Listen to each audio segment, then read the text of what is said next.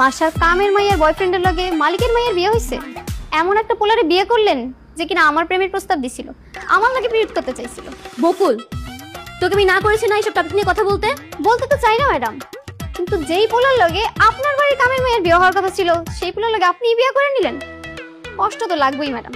শোন, আমার হাজবেন্ড তোকে প্রপোজ করেছিল, প্রেম তোর করেনি। ফুল আর চিঠি দিছিল ম্যাডাম, আমি তো লাত্তি মেরা ফালাই দিছি। তখন কি আর জানতাম তার লগে আপনার বিয়ে হইব? শোন, আমার হাজবেন্ড আগে কি করেছে না করেছে সেটা তো আমার দেখার বিষয় না। এখন আমার হাজবেন্ড কি করছে বা কি করবে সেটা আমার দেখার বিষয়। মাইন্ডসে কি কইব ম্যাডাম? বকুল, তুই কিন্তু আমার মাথা খেয়ে ফেলছিস, এখান থেকে যা বলছি। Sorry madam.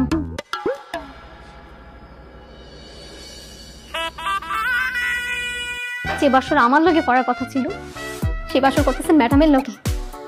আপনি তো একটা প্রতারক। বকুল, তোকে আমি যেতে বলছি না?